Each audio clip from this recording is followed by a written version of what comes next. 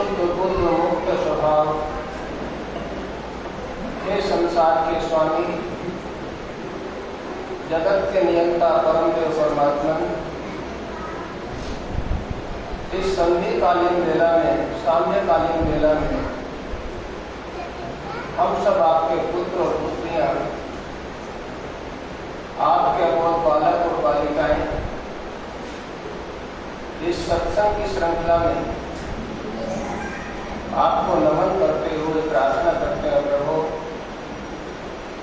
आप संसार के कण कण में व्याप्त हो, जगह जगह में सिवाय हो। आपके इशारे के बिना तो संसार में एक पत्ता भी नहीं हिलता, फूल भी नहीं खिलता। अगर हमें ये अवसर मिला है तो ये आपकी ही कृपा है, आपकी ही दया है। आप ही तो संसार का निर्माण करते हो, इसलिए संसार की माता कहलाते हो, संसार का पालन पोषण करते हो, इसलिए संसार के पिता कहलाते हो। सांसारिक माता पिता तो एक दिन हमें छोड़कर, सब बंधन तोड़कर यहाँ से चले जाते हैं। एक आप ही हो जो हर काल में, हर समय में, हर स्थिति में हमारा साथ देते हो। भगवान, हम जहाँ पर भी हैं, जिस भी स्थिति में हैं, हमें सौभाग्य संपन्नता को प्रदान कीजिए, हम अपने जीवन को गरिमा प्रदान कर सकें, अपने जीवन के लक्ष्य और उद्देश्य को प्राप्त कर सकें। ऐसा उत्साह, ऐसा संबल प्रदान कीजिए प्रभु, हम निरंतर आगे बढ़ें, ऊंचा उठें, ऐसी कृपा कीजिए। ऐसी भावना बना करके एक बार का उच्चारण करें, बड़े प्रेम से, तनाव रहित होकर के, ईश्वर का धन्यवाद करते हुए, उसके प्रति कृतज्ञता और आभार व्यक्त करते हुए आइए मिलकर के ओम का उच्चारण करें।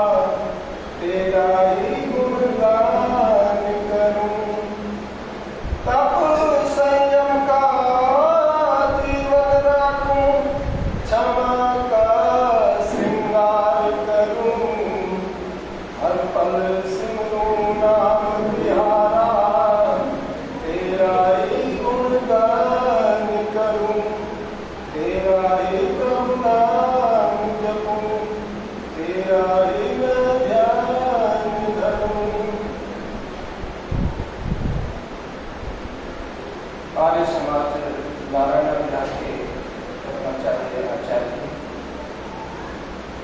परम पूज्य पवित्र मातृशक्ति धर्म में पुरुषों, प्यारे बच्चों, आज ये चतुर्थ दिवस है और आज हम जो चिंतन करने लगे हैं उसका हम प्रारंभ अगर इस तरह से करें कि जन्म और जीवन दो अलग अलग बिंदु हैं। मनुष्य जन्म कहाँ पर लेता है या मनुष्य को जन्म कहाँ पर मिलता है, किन परिस्थितियों में, कैसे माता पिता, कैसा परिवेश, अमीरी या गरीबी, किस तरह के वातावरण में परवरिश होती है, ये उसके अपने हाथ में नहीं है। लेकिन जीवन को कैसे जिया जाए, जीवन को कैसे गरिमा प्रदान की जाए,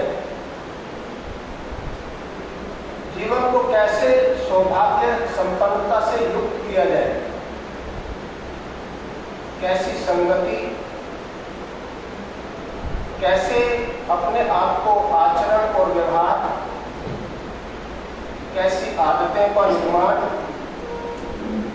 कैसा स्वभाव, ये मनुष्य के अपने हाथ में है। विपरीत स्थितियों में भी लोगों ने निखर करके अपने जीवन को जो गरिमा प्रदान की, या ऐसा कहें कि जितने भी संसार में महापुरुष हुए, सबने विपरीत परिस्थितियों में अपने आप को सौभाग्य संपन्नता से युक्त एक आदर्श उदाहरण के रूप में प्रस्तुत किया है। चाहे उनमें आप आचार्य चाणक्य को देखिए, चाणक्य की नीति संपूर्ण विश्व के अंदर सबसे ज्यादा प्रासंगिक है, उपयोगी है और प्रेरक है। लेकिन एक अति निर्धन परिवार में जन्म लेकर और किस तरह से अपमान और तिरस्कार सहकर भी अपने आप को उन्होंने सौभाग्य संपन्न सिद्ध किया। इससे भी आगे अगर आप देखें तो इसी हिसाब से मर्यादा पुरुषोत्तम श्री राम, आपने भी रामनवमी मनाई होगी कुछ दिन पहले, तो उनके जीवन को अगर देखा जाए, वाल्मीकि रामायण को हम पढ़ते हैं, आदि कवि महर्षि वाल्मीकि ने जो रचना की, लेकिन उसके साथ ही मैथिली शरण गुप्त ने साकेत नामक ग्रंथ लिखा, भवभूति ने उत्तर रामचरितमानस, पादरी फुल्के ने अंग्रेजी भाषा में अनुवाद किया, जावा में और थाई में भी रामायण का अच्छा आदर्श प्राप्त होता है। तुलसी ने रामचरितमानस के रूप में संसार को संदेश दिया। लेकिन एक रामायण दक्षिण भारत के एक बहुत ही प्रसिद्ध कवि राधेश्याम की जो रामायण है, उसमें वर्णन आता है कि जब राम जी माता सीता के साथ लक्ष्मण सहित वनवास के समय चित्रकूट में बैठे हुए हैं और वहां पर गर्मी का मौसम है, जो पेड़ पौधे हैं वो सुबह से शाम तक ताप सह करके मुरझाए हुए हैं और कुछ माता सीता के चेहरे पर भी उदासी है। तो ऐसी स्थिति को देखकर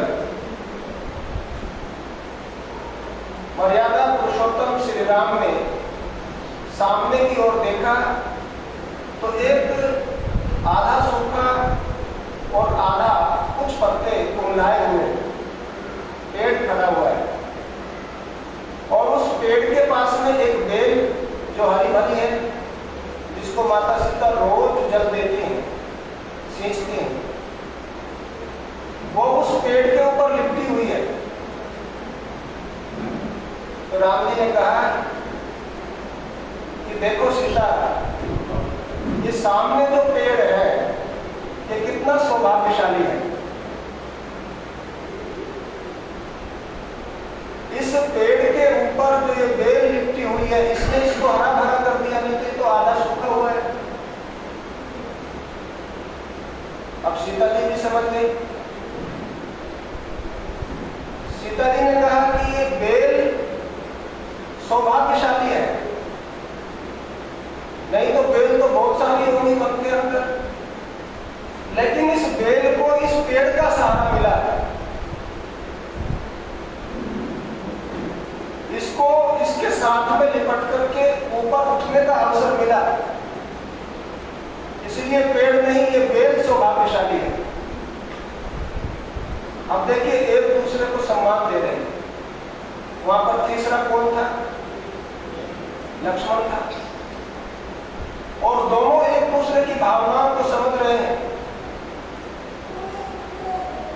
राम जी ने कहा, लक्ष्मण तुम ही बताओ कि ये पेड़ सौभाग्यशाली है या ये बेल सौभाग्यशाली है। अब लक्ष्मण भी समझ गए कि बात कुछ और चल रही है। उन्होंने कहा, भैया ये तो मुझे नहीं पता कि ये बेल सौभाग्यशाली है या पेड़ ज्यादा सौभाग्यशाली है, लेकिन ये मुझे पूरी तरह से पता है कि मैं इस बेल के और इस पेड़ की छाया में बैठा हूं, मैं खुद बहुत सौभाग्यशाली हूं। तो कहने का मतलब ये कि जो विपरीत स्थितियों में भी एक दूसरे के प्रति भावनात्मक रूप से समर्पित रहते हैं, सम्मान देते हैं, उस घर का सौभाग्य कभी जाता नहीं, उस व्यक्तित्व का सौभाग्य कभी जाता नहीं। लेकिन यहाँ पर ये जरूर ध्यान रखना कि सौभाग्य को प्राप्त करने के लिए हमें मर्यादा में भी रहना आना चाहिए, क्योंकि राम जी का जो संदेश है, उपदेश है, आदेश और निर्देश है, जो उनके जीवन से हमें प्राप्त होता है, जिनके नाम के साथ मर्यादा पुरुषोत्तम जोड़ा गया, इसीलिए तो जोड़ा गया। उन्होंने ये मर्यादा का मतलब क्या होता है? मर्यादा का मतलब ये होता है कि जैसे कोई चित्रकार, जैसे बच्चे पेंटिंग बनाते हैं, तो अगर रेखाएं जो खींची जाती हैं, उन रेखाओं के बीच में अगर कलर रहे, रंग जो भरते हैं ना, वो अगर रेखाओं के बीच में रहे तो चित्र सुंदर लगता है, और अगर बाहर निकल जाए, सड़कों पर जो रेखाएं खींची गई हैं, इधर बस को चलना है, इधर कार को चलना है, इधर ट्रैफिक के हिसाब से बाइक वाले को, इधर पैदल वाले को चलना है, अगर उस हिसाब से व्यक्ति चले तो अपने घर सुरक्षित पहुंचता है, और अगर उसको तोड़ दे तो दूसरी चीजें हो जाती हैं। यहां पर आप इसको ऐसे भी देख सकते हैं कि लक्ष्मण ने एक रेखा खींची और माता सीता को कहा कि इससे बाहर मत निकलना। जब तक वो उस रेखा के अंदर रही तब तक सब कुछ ठीक था, लेकिन जैसे ही उस रेखा को लांघ दिया तो वैसे ही रावण ने हरण कर लिया। और उसके बाद माता सीता ने राम को भी पुकारा, लक्ष्मण को भी पुकारा, लेकिन ना राम सहायता कर पाए, ना लक्ष्मण सहायता कर पाए। जटायु जरूर सामने आए, लेकिन यहाँ पर विचारणीय बिंदु ये है कि जो मर्यादा को तोड़ देते हैं, फिर उनकी सहायता के लिए भी बहुत कम लोग सामने आते हैं। इसलिए सौभाग्य संपन्नता की सबसे पहली जो बात है, एक तो एक दूसरे को सम्मान देना आना चाहिए, और दूसरा मर्यादा में रहना आना चाहिए। आप देखते ना घर परिवारों में सुबह को जब व्यक्ति घर से बाहर निकलता है, मान लीजिए कार्यालय में ही गया, तो कहीं पर हाथ जोड़ के नमस्ते करेगा, कहीं पर हाथ बाहें फैला करके गले मिलेगा, कहीं पर सिर को झुकाएगा, कहीं पर किसी दूसरे को झुकाएगा। पूरा दिन हंसेगा भी, मुस्कुराएगा भी, चाहे मजबूरी में हंसे, क्योंकि मर्यादा पुरुषोत्तम श्री राम की जो 14 कलाएं हैं, उनमें एक मुदित भी कला है, प्रसन्न रहना भी। तो प्रसन्नता का चाहे नाटक ही करे। वैसे तो आजकल देखते हैं ना, बहुत से लोगों को 6-6 महीने हो जाते हैं, मुस्कुराना ही नहीं आता, हंसना ही नहीं आता, हंसी आती ही नहीं। अगर हंसते भी हैं तो ऐसे होकर बोलेंगे, ऊपर ऊपर से हंसेंगे। और जब 6 महीने के बाद कोई हंसता है तो बच्चे डर के दूर भाग जाते हैं, ये क्या हो गया, क्योंकि चेहरा बिगड़ जाता है, हंसने की आदत नहीं है। तो कहने का मतलब ये भी है कि सौभाग्य संपन्नता के लिए हंसना मुस्कुराना भी बहुत जरूरी है। गम सहकर भी मुस्कुराओ दुनिया में, गम सहकर भी मुस्कुराओ दुनिया में, यहाँ रोने से बसर नहीं होती। या ऐसे कहो कि गम सहकर भी मुस्कुराना जिंदगी है, गम सहकर भी मुस्कुराना जिंदगी है। यहाँ रोने से गुजारा नहीं होता, जो रोता है उसको और रुलाया जाता है। लेकिन यहाँ पर विषयांतर न हो जाए। वो व्यक्ति सुबह को कार्यालय जाता है, सारा दिन अच्छे अच्छे क्रियाकलाप करता है, लेकिन जैसे ही घर में आएगा तो महिलाएं पहले कहने लगती है आने वाले हैं, सीधे होकर बैठ जाओ। बच्चे भी बड़े समझदार होते हैं, जब तक आने का टाइम नहीं होता तब तक खूब मस्ती करते हैं, लेकिन जैसे ही आए वैसे किताब लेके बैठ जाएंगे, जैसे सुबह से पढ़ रहे हो। तो घर में किसी को पुलिस वाला नहीं चाहिए, पत्नी को पति चाहिए, और पुत्र को पिता चाहिए, माँ को बेटा चाहिए, वहां पे इंस्पेक्टर थोड़ी चाहिए। लेकिन शुरुआत वहीं से हो जाती है, जैसे ही डोरबेल हो जाएगा, पता नहीं क्या मक्खी काट जाती है। अगर थोड़ी सी देर हो जाए तो वहीं से शुरुआत, सुबह से मरता थकता आया, दरवाजा ही नहीं खोलते। तो अगर ऐसी स्थिति है तो वहां पर सौभाग्य संपन्नता नहीं रहे। आदमी कितना भी गुणवान हो, रूपवान हो, बलवान हो, बुद्धिमान हो, उसके ऊपर उसका स्वभाव बन जाता है। अगर स्वभाव से व्यक्ति मृदुल नहीं है, सरल नहीं है, तरल नहीं है, तो सौभाग्य संपन्नता दूर भाग जाती है। आप इससे भी आगे अगर उदाहरण देखें तो आपको बहुत सारे उदाहरण मिल जाएंगे। विचार कीजिए कि एक व्यक्ति राजा के घर में जन्म लिया, जन्म लेते ही मुंह में सोने की चम्मच, जिसको शहजादा, जिसको राजकुमार, आप अपना समझ लेना, किसी का नाम नहीं होगा, जिसको शहजादा भी कहा गया, राजकुमार भी कहा गया, नामदार भी कहा गया, समझ गए होंगे। राजा बन सकता था क्योंकि राजा का पुत्र था, लेकिन दूसरी तरफ देखिए, एक गरीब घर में जन्म लेने वाला व्यक्ति, जिसकी मां ने दूसरों के घरों में बर्तन मांगे, वो भारत का भाग्य विधाता बन गया और एक राजा राज घराने में जन्म लेकर मारा मारा फिर रहे। इससे क्या पता चलता है? कर्म सिद्धांत ये कहता है कि सौभाग्यशाली बनने के लिए, सौभाग्य संपन्न बनने के लिए आदमी का आचरण और व्यवहार प्रमाणिक है, प्रमाण है। और इससे भी आगे आप देखें, बहुत सारे लोग जब भारत और पाकिस्तान का बंटवारा हुआ, उस समय पर वहां से लेकर के क्या आए, पाकिस्तान से जो भारत आने वाले लोग थे, पैरों में चप्पल नहीं, जेब में पैसा नहीं,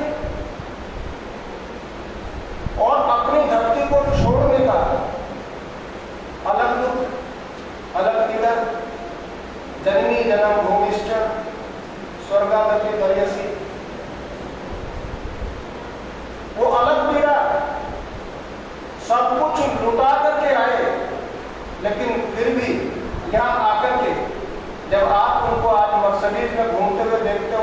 चलता है ना कि उन्होंने सौभाग्य संपन्नता अगर प्राप्त की तो अपने कर्म के बल पर की, अपने पुरुषार्थ के बल पर ऐश्वर्य को प्राप्त किया। ऐसा बहुत सारे लोग हैं, किसी का नाम लेने की जरूरत नहीं, लेकिन आप देखें हमारे सामने थोड़ी सी ही अगर समस्या हो, दूसरी तरफ उनको भी देख लीजिए जो दिल्ली के ही रहने वाले हैं। दिल्ली देहात के अंदर आप जाएंगे, अभी भी कई लोग ये कहते हैं ये जो संसद भवन बना हुआ ना ये हमारी जमीन में है, और 20,000 रुपए की नौकरी कर रहे हैं ड्राइवर की। तो ये जो अंतर है, ये अंतर सौभाग्य संपन्नता का ही तो है, परिश्रम और पुरुषार्थ का ही तो है, कर्म सिद्धांत का ही तो है। इसलिए कहा जाता है मत करना बात निराशा की, जीवन संभल की आशा है। कर्तव्य कर्म करते जाओ, यही जीवन की परिभाषा है। कितने भी विपरीत वातावरण में हो, अगर संतुलन है, अगर अपने ऊपर भरोसा है और परमपिता परमात्मा के ऊपर भरोसा है, हाँ ये बात जरूर है, जो व्यक्ति दूसरों से ईर्ष्या करते हैं, निंदा और चुगली में आनंद मनाते हैं, किसी को आगे बढ़ता हुआ देख करके परेशान हो जाते हैं और मन ही मन उनके बारे में बुरा सोचते हैं, वो लोग वैभव के शिखर पर बैठ करके भी केवल मातम ही मनाते हैं। उनका अगर सामने दिखाई भी दे अच्छा अच्छा तो अच्छा नहीं होता। इसलिए दूसरे की प्रशंसा करो अगर कोई अच्छा कर रहा है, अपने मुंह मियां में तो नहीं बनना है। लेकिन यहाँ पर मैं ये अवश्य कहना चाहता हूँ कि अवसाद में, निराशा में, चिंता में, भय में, भ्रम में हमें नहीं फंसना। कैसी भी स्थिति हो, अपने आप को संतुलित रखिए। योगीराज श्री कृष्ण ने अर्जुन को माध्यम बनाकर संसार को संदेश दिया, कहा कि उद्धरेत आत्मना आत्मानम नात्मानम अवसादेत, कि हे अर्जुन अपने आप को अवसादग्रस्त मत बनाओ, निराशा के गहरी खाई में मत डूबो, आशान्वित रहो, गौरवान्वित रहो, लाभान्वित जरूर हो जाओगे। अर्जुन को जगाया। और वेद के अंदर भी अगर आप देखें तो वेद के अंदर भी कहा गया ये दयंती परावर्तन, जो हो गया, जो बीत गया, जो चले गए, उनके गीत गा गा करके अब निराश मत हो जाओ। बहुत सारे लोग होते हैं ना जो पिछली बात करेंगे, जैसे ही सोचने के लिए बैठेंगे, चिंतन करेंगे तो पिछला पुराना इतिहास निकालेंगे। हमारे जमाने में 1 रुपए का 1 किलो घी आता था और गेहूं की रोटी इतनी मीठी लगती थी और चने का सत्तू ऐसा लगता था। ये नहीं समझते कि हम अब बुजुर्ग हो गए, जो हमारे जीभ के ऊपर स्वाद की कलिकाएं थी वो मिट गई हैं, बच्चों को अभी वही आनंद आता हो, तो वो पुरानी बातें करते रहते हैं। इसलिए वेद ने भी कहा ये नहीं परावर्तन, जो हो चुका वो हो चुका, जो बीत चुका वो बीत चुका, बीती ताई बिसारी है, आगे की सुन ले। इसलिए जीवन में अगर सौभाग्य संपन्नता चाहिए तो पुराने इतिहास से, अतीत से शिक्षा तो ले सकते हैं, लेकिन उसी को ओढ़ के बैठे रहें ऐसा नहीं। समय के साथ कदम से कदम मिलाकर के चलना ही पड़ेगा, और कोई तरीका नहीं है। एडजस्ट करके चलना पड़ेगा। आप सबको नहीं बदल सकते। कोई व्यक्ति अगर ये चाहे कि मैं सब कुछ बदल दूंगा, ऐसा नहीं कर सकता। हाँ, अपने आप को बदल सकता है। जहां पर बदल सकते हैं वहां पर पूरी ताकत के साथ बदलो, लेकिन जहां पर नहीं बदल सकते वहां पर एडजस्ट करना भी आना चाहिए, तभी गाड़ी आगे बढ़ती है। आप इससे भी आगे देखें, व्यास ऋषि ने महाभारत में बहुत सुंदर संदेश दिया। जब संजय अपनी माता के पास आया तब मां विदुला ने कहा, उत्थातव्यम जागृतव्यम भावतव्यम भूति कर्मसु। कहा कि हे संजय, जागो, जागृतव्यम, भावतव्यम, उत्थातव्यम पहले कहा कि उठो, जागो और प्राप्त करो। इसी बात को, इसका मतलब क्या है? यहां पर विद्या माता ने क्या कहा? यहां पर बहुत सुंदर बात कही जो हम सब के लिए, सौभाग्य के लिए बहुत जरूरी है। बहुत सारे लोग यही बात कहते हैं, अब क्या होगा, ये तो उम्र ही होगी, अब कुछ नहीं हो सकता। कोई कहे कि थोड़ा हंस लिया करो, बोले हंसने से क्या होता है। कोई कहे थोड़ी सैर कर लिया करो, बोले आप क्या करेंगे। कोई कहे कि थोड़ा सा यज्ञ योग स्वाध्याय सत्संग साधना सेवा सिमरन समर्पण, बोले ये क्या होता है, क्योंकि शुरू से नहीं किया, अब क्या करेंगे, अब तो जो होगा वो हो जाएगा, अनहोनी होनी नहीं, होनी है सो होए। तो इस तरह की जो बात करते हैं उनके लिए संदेश है, उत्थातव्यम जागृतव्यम भावतव्यम भूति कर्मसु, कि जहां पर भी हो, जीवन के जिस भी पड़ाव पर हो, जिस भी स्थिति में हो, वहीं से उठने की कोशिश करो, उठने की प्रयास करो,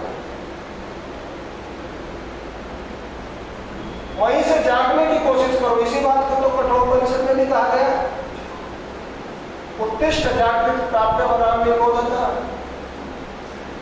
कि उठो जागो और उसे प्राप्त करो जिसको प्राप्त करने के लिए संसार में आए हो। लेकिन यहाँ पर पहले उठने के लिए कहा, फिर जागने के लिए बाद में कहा। इसका मतलब इस नींद से मतलब नहीं है कि जो हम सुबह को जागते हैं, नींद से उठते हैं, उस नींद का यह मतलब नहीं है। मतलब सीधा सा ये है कि अपने जीवन को गरिमा प्रदान करने के लिए प्रयासरत हो जाओ, होश में आ जाओ, अपने विवेक को जागृत करो। हमारे जीवन का क्या उद्देश्य है, हम अपने जीवन में कैसे आगे बढ़ सकते हैं, हम क्या कर रहे हैं, हमें क्या करना चाहिए। अपने साथ में आप मीटिंग भी कर सकते हैं। अपने साथ मीटिंग करने का मतलब एकांत में शांत होकर के बैठे और ये देखें कि मेरी जो जीवन यात्रा है, मैंने 70 बसंत देखे, या किसी ने 80 के करीब कुछ पहुंच गए होंगे यहाँ पर जो बैठे हैं, या 40 के करीब या 50 के करीब। ये देखे कि इतने सारे बसंत देखे, लेकिन जीवन में कुछ बसंत का प्रभाव आया कि नहीं आया। कुछ बात बनी या न बनी, या बन सकती है, क्या किया जाए। निवासो चिंताया पर परिभो वैरपत्रम, जुगुप्सा मित्राणाम स्वजनजन विद्वेष करणम, वनम वंतुम बुद्धिर भवति च कल्त्रातो परिभवा, हृदिष्ठा शोकाग्निर न च दहति संतापेति च। केवल चिंताओं में मत डूबो, चिंतन की ओर भी कदम बढ़ाओ, क्योंकि चिंता वो आग है जो जलाती नहीं, तपाती है धीरे धीरे। अगर जल जाए तो उतना कष्ट नहीं होता, तपन वो बहुत देर तक दुख देती है। इसलिए चिंता नहीं, थोड़ा सा चिंतन, किस तरह से उत्थान हो, कागज पर भी लिख सकते हो। कहां पर उलझा हुआ हो वहीं से सुलझना पड़ेगा। किसकी सहायता मिल सकती है, किससे सहायता लेने के लिए कहना पड़ेगा। कौन मेरे समय को चाट रहा है, बांट रहा है, किस तरह की मेरी दिनचर्या है, और उठते ही मुझे क्या याद आता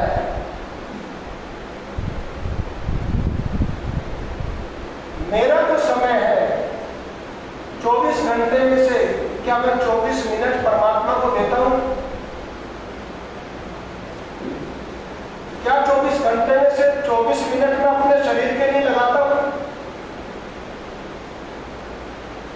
ये मेरा जो जीवन है, ये किस तरह से जीत रहा है? किस तरह से मेरे जीवन में उत्थान की स्थिति आए? ये कोई और दूसरा व्यक्ति, और एक बात और ध्यान रखना, चौथा दिन है, चतुर्थ दिवस है। चौथा तो वो दूसरी चीजों को भी कहते हैं, इसलिए मैं चौथा शब्द प्रयोग नहीं कर रहा।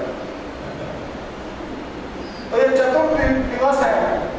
यहाँ पर चाहे मैं 1 घंटा बोलता हूँ, लेकिन ये ध्यान रखना, ये 2 घंटे का जो समय आपका सत्संग में लगता है, ये केवल 2 घंटे का समय नहीं है, आपका जीवन है, 2 घंटे का जीवन है। तो इस समय में जो हम चिंतन करते हैं, जो बोलते हैं, जो विचार करते हैं, वो कितना सा बाद में आपको कोई बात अगर याद रह जाए, सबकी तो बात नहीं कहता, लेकिन अधिकांशतः जो हंसने की बात होती है वो याद रहती है। बाकी बाद में आपस में हम ये चर्चा करते हैं कि बात कह तो ठीक रहे थे, लेकिन क्या कह रहे थे ये पता नहीं।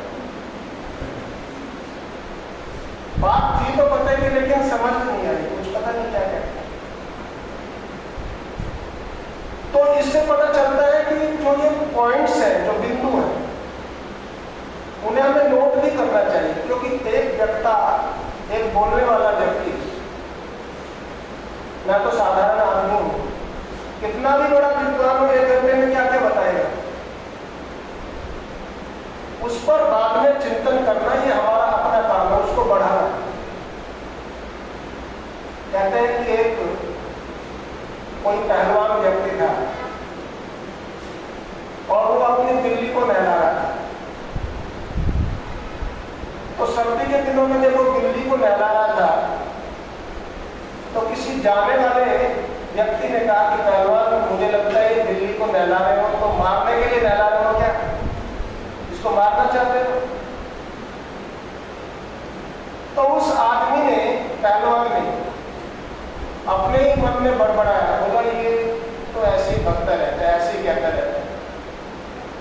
कहते हैं कि वो आदमी जब वापिस आया, उसने देखा सच में बिल्ली मरी पड़ी है। तो उसने कहा, पहलवान, ये बिल्ली मैं पहले ही कह रहा था मारना चाहते हो, तो मारी थी क्या? बोले आपने क्या कहा था? बोले मैंने कहा था जिस तरह से नहला रहे उस तरह से ये बिल्ली क्या मारना चाहते? बोला बिल्ली नहलाने से नहीं मरी। बोला फिर कैसे मरी? बोला आपने ये नहीं कहा कि इसको निचोड़ना नहीं है, मैंने तो नहला करके जब इसको निचोड़ा तब मरी है, सुखाते थे। तो कहने का मतलब ये कि बोलने वाला व्यक्ति क्या बोल रहा है और समझने वाला व्यक्ति क्या समझ रहा है, ये अपने आप में महत्वपूर्ण बिंदु है। इसलिए हमें जागना होगा, होश में आना होगा और अपने आप से मीटिंग करनी होगी। कोई ऐसा हाथ दुनिया में नहीं बना कि किसी को पकड़ करके वो ऊंचा आगे बढ़ाते या ऊंचा उठाते।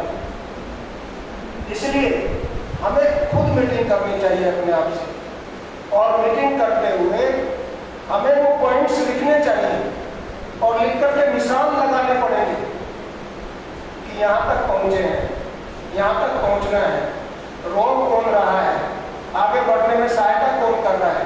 अगर इस तरह से काम हो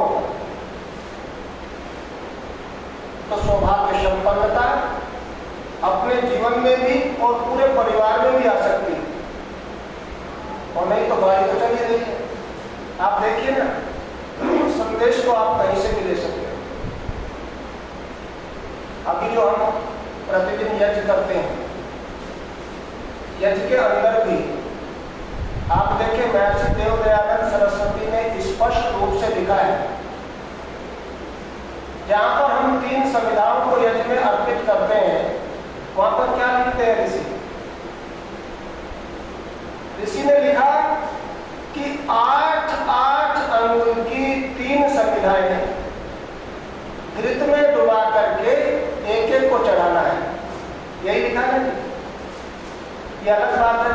जगह पर मैंने देखा है कि एक संविधा या तीनों संविधा को थोड़ा सा घी में छुआ लेते हैं और फिर उसको सामग्री में लगा करके एक एक को चढ़ा देते हैं। तो यहाँ पर 3 अंगुल की या 8 अंगुल की 3 ही संविधा क्यों हो, इस पर भी अगर विचार किया जाए तो योग के 8 यम नियमों का पालन करने से और 3 ऐशनाओं से ऊपर उठ जाने पर मनुष्य को विशेष सुखों की प्राप्ति होती है। और भक्त यहाँ पर भगवान से कहता है कि स्वर्ग कामो यज्ञ, कि हमने सुना है कि यज्ञ करने वालों को स्वर्ग मिलता है।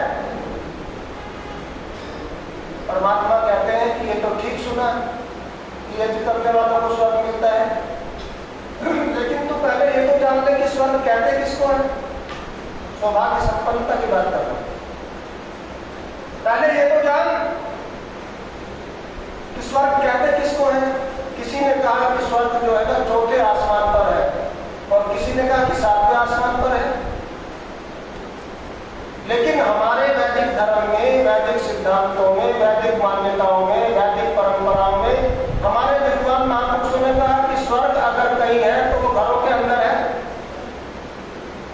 जिस घर में एक दूजे की बात जाए मानी, उस घर कभी ना आए कोई भी परेशानी। आकाश में नहीं है स्वर्गों की कहीं दुनिया, बेकार के भ्रम में भटकी हुई है दुनिया। वही घर है स्वर्ग जिसमें होती है वेदवाणी। ये भजन आपने सुना हो। तो हमारे यहाँ तो स्वर्ग घरों में माना गया। तो वेद भगवान कह रहे हैं कि पहले तो ये तो जान कि स्वर्ग कहते किसको है। जिस घर में पति पत्नी में आपस में अति प्रेम है, जिस घर में भाई भाई में आपस में अति प्रेम है, जिस घर में बहन बहन में आपस में अति प्रेम है, जिस घर में बड़े छोटों को आशीर्वाद देते हैं और जिस घर में छोटे बड़ों का सम्मान करते हैं, तो वो घर क्या है? वही स्वर्ग है। वहीं पर तो सौभाग्य संपन्नता है।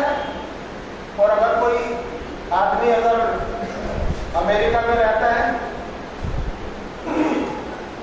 और वो भारत में आए तो कहते हैं अमेरिका वासी है। कोई जर्मन में रहता और यहाँ का है, कहते हैं जर्मनी वासी है, ब्रिटेन वासी है। और जिस घर में ऐसे गुण कर्म स्वभाव होंगे वहां पर क्या है? स्वर्ग है। और वहां पर रहने वाला कौन है ना? स्वर्गवासी। अब लोग डरते हैं ये स्वर्गवासी वाली बात, लेकिन यहाँ पर ये विचार जरूर कर लेना कि मरने के बाद कहीं स्वर्ग नरक नहीं, जीते जी स्वर्ग है, जीते जी सौभाग्य संपन्नता को प्राप्त करना है। और यहाँ पर एक बात का और विचार करें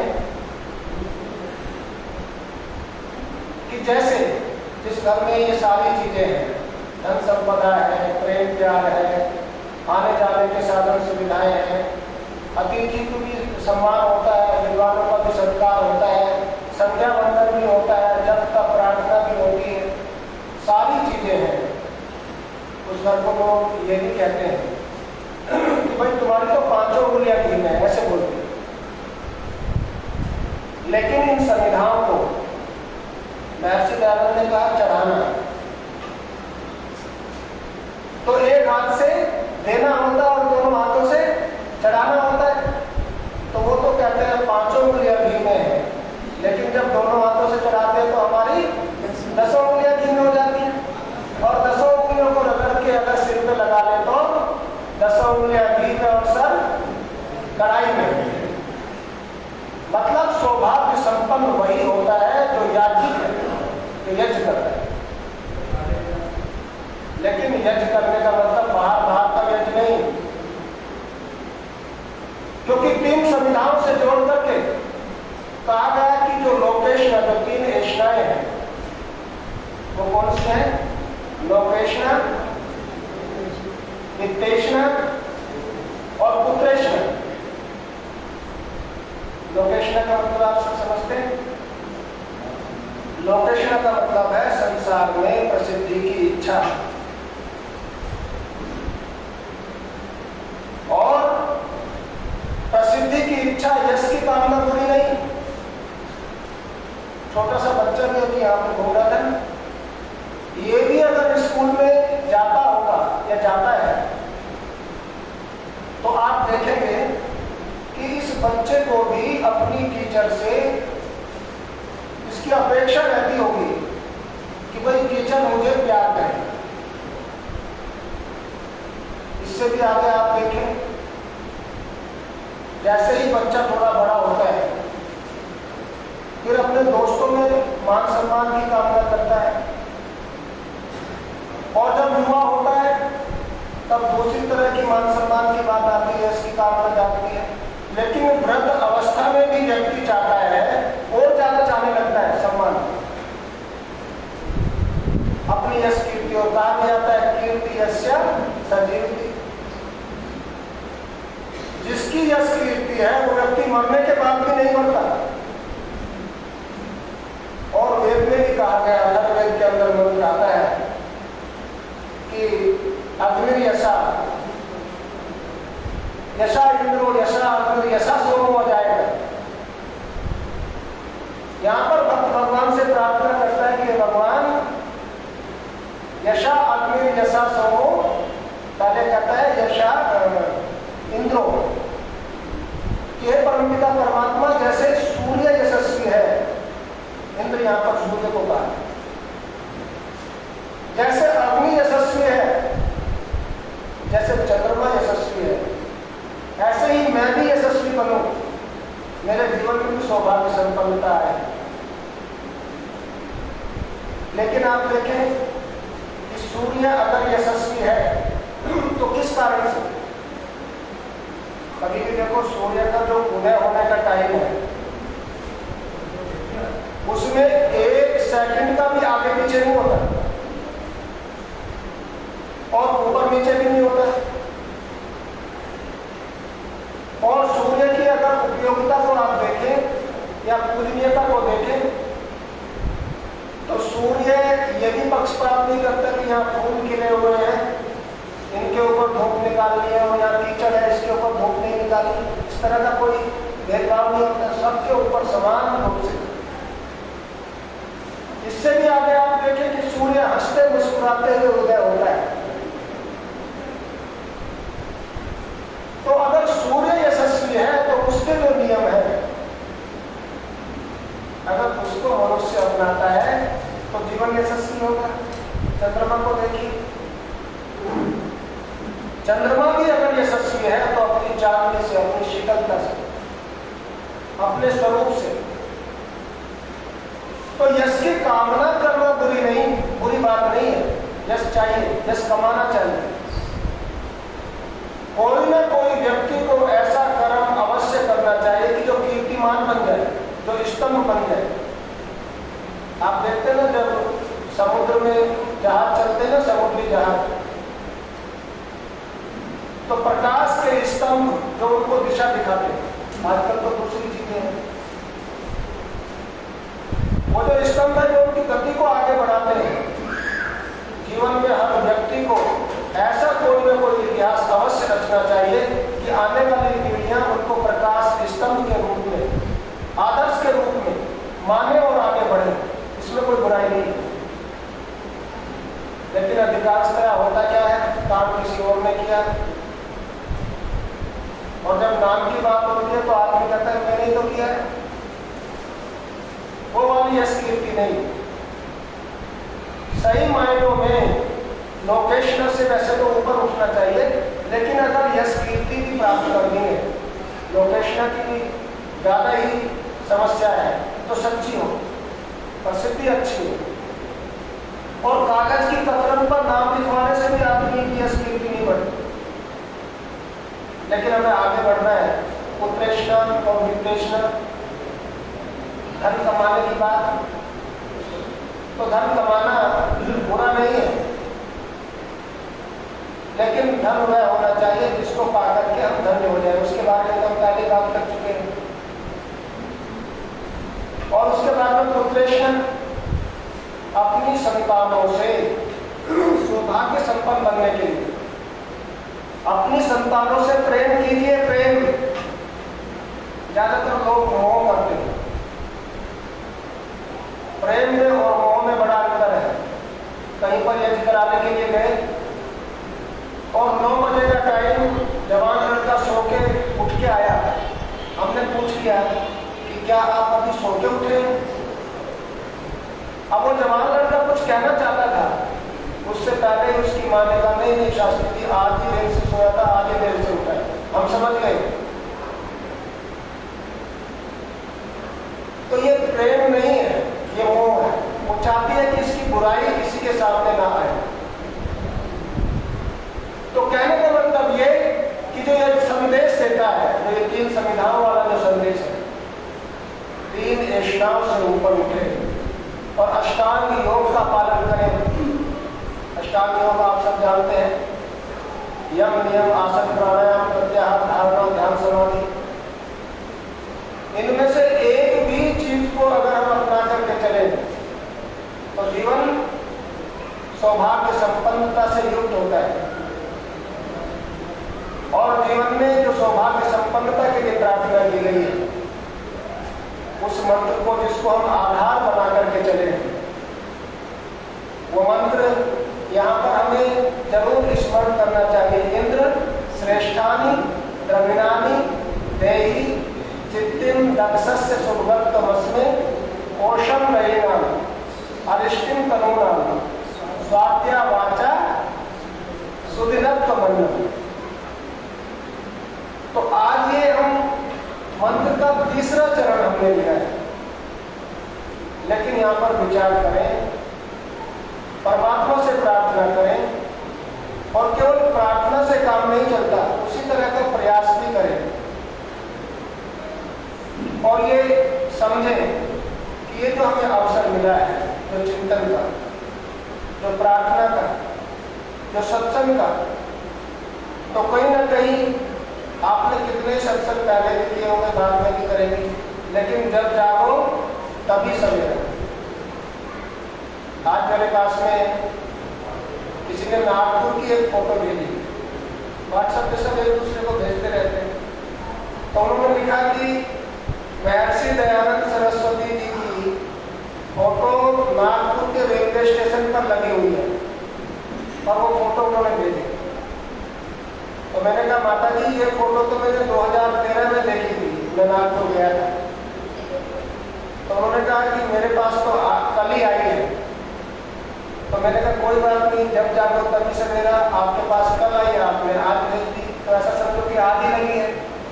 तो कहने का मतलब ये है कि जब जागो तभी सवेरा। पर हमें अपनी अवस्था को, अपनी स्थिति को, अपनी विपरीत परिस्थिति को सामने रख करके ये नहीं सोचना चाहिए कि अब कुछ नहीं हो सकता।